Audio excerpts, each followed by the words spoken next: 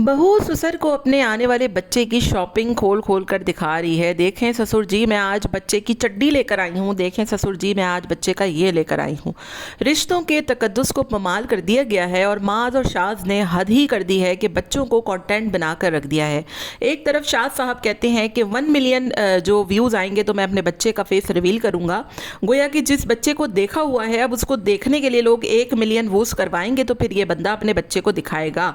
ये बच्चा है या कंटेंट प्राइस सेल है। दूसरी तरफ मां सफदर, जिसका बच्चा आने वाला है, जो कुछ टाइम पहले कहता है कि अब मैं प्राइवेसी को ख्याल रखूंगा, चीज़ों को नहीं दिखाऊंगा, उसने तो हद ही कर दी है। चलो आप बच्चे की शॉपिंग कर रहे हैं, ठीक है, आपके घर खुशी आने वाली है, लेकिन ये कौन सा तरीका है कि आपकी बीवी बैठकर ये तमाम तर सामान अपने ससुर को दिखा रही हैं और ये लोग कॉमेंट भी कर रहे हैं कि ये कोई अच्छी बात नहीं है। लोगों को खुद भी ये चीज़ें गैर मुनासिब लग रही है, लेकिन दिखाने वालों को कुछ पता ही नहीं है कि वो दिखा क्या रहे हैं। और हद तो उस वक्त हो गई कि भाई छोटे बच्चे को आप कह रहे हैं कि वो बहुत चिड़चिड़ता है, इसलिए उसका नाम हमने चुड़चुड़ रखा है। बाजी को कंटेंट के चक्कर में आप लोगों ने घनचक्कर बना दिया है। हर भाई अपने घर पे अलग सालगिरह मना रहा है, तीनों इकट्ठे भी मना सकते थे। ये क्या चल रहा है, समझ से बाहर है। आज की इस वीडियो में बात करेंगे। हेलो जी, अस्सलाम वालेकुम। आई होप कि आप सब बिल्कुल ठीक ठाक होंगे। अल्हम्दुलिल्लाह से मैं भी बिल्कुल ठीक ठाक हूँ। वीडियो स्टार्ट करने से पहले तमाम लोगों से रिक्वेस्ट है, चैनल को सब्सक्राइब कर दें, वीडियो को जरूर लाइक कर दें। जनाब, माज, शाज और हुसैन के चक्कर में पूरे घर वाले घनचक्कर बन के रह गए हैं। बाजी की एक सालगिरह तीन लोगों ने अलग अलग तरीके से मनाई और तीनों के तीनों पीआर पैकेज पे जो है वो मुश्तमिल है।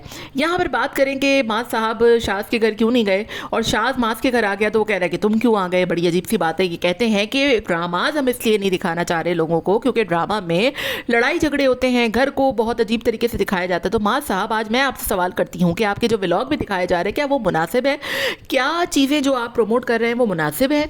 जिन चीज़ों को हमारे मज़हब में भी हाइड करने का हुक्म दिया गया है और कुछ पर्दा होता है, हर रिश्तों का कुछ तकद्दुस होता है, कुछ चीज़ें होती हैं जिसको बहुत हुदूद व क़यूद के दायरे कार में रहते हुए इन चीज़ों को थोड़ा सा सामने लेकर आना चाहिए। लेकिन आप लोगों ने तो हद ही कर दी है। आप लोगों ने इतनी हद कर दी है कि जिसकी कोई हद नहीं है। ठीक है, आप लोगों के यहाँ खुशखबरी आ रही है, अल्लाह ताला उसको बहुत अच्छे तरीके से लेकर आए दुनिया में। लेकिन जो कल का वीडियो या व्लॉग आपका आया है जिसमें आप बच्चे की एक चड्डी, एक नेकर ख़रीद रहे हैं और उसके बाद आपकी जो सबा साहिबा हैं वो बैठ कर आपके ससुर अब्बू को यानी कि ये चीज़ें दिखा रही हैं, तो क्या वो उनकी चीज़ें देखे बगैर ये शॉपिंग कंप्लीट नहीं होनी थी? क्या वो गैर मुनासिब नहीं था कि एक प्रेग्नेंट बहू अपने ससुर को तमाम तर सामान दिखा रही है बच्चे का आने वाला, ये देखें, ये फलाना है, ये चड्डी है, ये पैम्पर है, ये निक्कर है, ये फलां है, ये ऐसा है, ये इस कलर का नहीं लिया, ये उस कलर का नहीं लिया। कोई शर्मो हया, कोई तकद्दुस, कोई हर चीज़, कोई रिश्ते में कोई चीज़ बाकी ही नहीं रही है। आप लोगों ने कोई कसर छोड़ी ही नहीं है। और फिर आप लोगों के घर में खुद के छोटे बच्चे मौजूद हैं, आप लोगों के घर में खुद की जो है वो कवारी दो बहनें मौजूद हैं। कोई चीज़ का पास, कोई चीज़ का ख्याल ही नहीं रखा गया है। ठीक है, आप करें।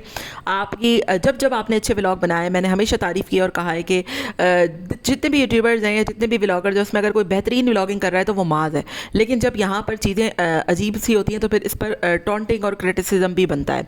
लोगों के कमेंट की भरमार है कि सबा ने तो हद ही कर दी है कि कहाँ होता है, किसके घर में होता है कि भाई बच्चे की शॉपिंग लाकर ससुर को दिखाई जा रही है। ठीक है, आप अपनी मदर इन लॉ को ले गई, दैट्स इनफ।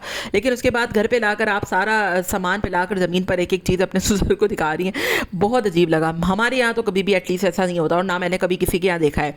ड्रामाज तक में मैंने आज तक ऐसा नहीं देखा, चाहे जितने भी ओवर या जितने भी वो बर्गर हो या जितने भी वो मॉडर्न हो जाए, इस तरीके की मैंने सीन्स आज तक कभी किसी ड्रामा में नहीं देखे। अगर आपने देखे हो तो मुझे ज़रूर बताइएगा। दूसरी तरफ शाह साहब, जिसके बच्चे का फेस ऑलरेडी रिवील हो चुका है, लोग उसके बच्चे को ऑलरेडी देख चुके हैं। उसने अब ये कीमत रख दी है अपने बच्चे की कि अगर आप लोग 1 मिलियन व्यूज़ लाएंगे तो मैं अगली वीडियो में अपने बच्चे का फेस रिवील कर दूंगा।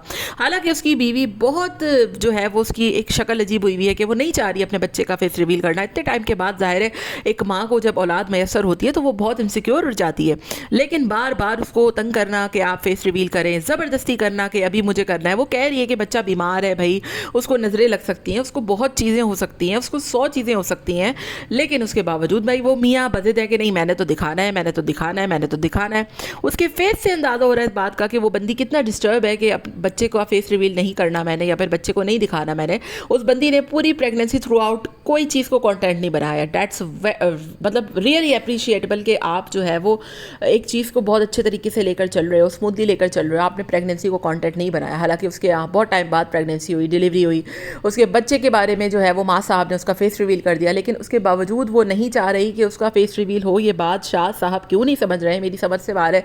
ज़बरदस्ती तुले हुए हैं बच्चों को, जो है वो कंटेंट पर लगा दिए, सेल पर लगा दिए कि अगर 1 मिलियन व्यूज़ आएगा तो मैं जल्दी अपने फेस जो है वो बच्चे का दिखा दूंगा। क्या आप लोगों के लिए बच्चों की नज़र बद लगना या बच्चों का बीमार होना या बच्चों की कोई चीज़ कोई अहमियत नहीं होती है, सिर्फ आप लोगों ने हर चीज़ को कंटेंट बना कर रख दिया। दूसरी तरफ सबा इतनी बदतमीज़ है, इतनी बदतमीज़ है कि बच्चा चिड़चिड़ा बहुत है। अब जब व्लॉग में आएगा तो आप देखेंगे, हम तो देखते हैं और भी बहुत कुछ ऐसा। बची आपका जो छोटा वाला है वो कितनी बदतमीजियाँ कर रहा होता है, चीज़ें फेंक रहा होता है, तोड़ रहा होता है, मार रहा होता है घूसे, लेकिन हमने कभी भी नहीं बोला क्योंकि वो एक छोटा बच्चा है।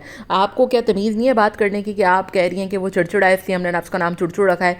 फिर आपके जो बच्चे बदतमीजी करते तो आपके बच्चे का नाम तो बुड़बुड़ होना चाहिए। अजीब सी बात है, अजीब सी फैमिली है, समझ से बाहर है। कुछ भी आता है मुँह में उठा के बोल देते हैं और फिर कहते हैं कि हमसे फ्लॉ हो गया, हमसे गलती हो गई, हमसे फलाना हो गया, हमसे दिमागा हो गया।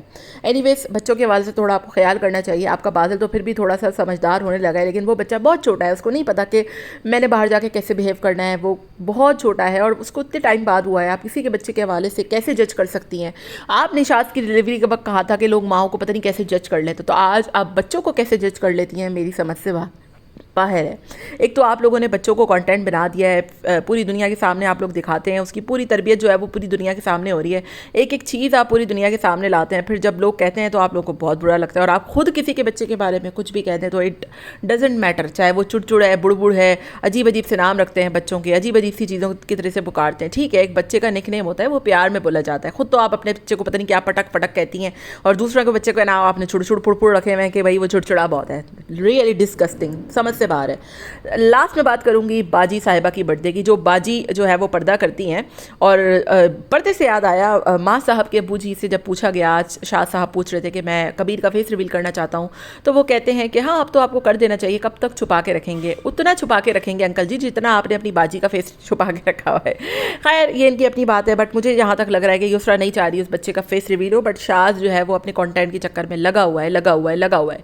बट बात करते हैं बाजी जी की। बाजी जी जो कि मुंह ढाँप के आती है, बाकी तो और कुछ नहीं ढाँपती, वो सिर्फ अपना फेस छुपाती हैं। हालांकि वो भी यूट्यूब पर बहुत से लोगों ने 1000 दफ़ा लगाया हुआ है, बट वो अपना फेस छुपाती हैं। और इन बाजी साहिबा की सालगिरह थी जो कि हर बंदा अलग अलग मना रहा है। पहले डमाडस ने बनाई, फिर शाज ने बनाई और अब फाइनली माँ साहब को भी ख्याल आ गया है और आज का व्लॉग आएगा वो बर्थडे का ही होगा।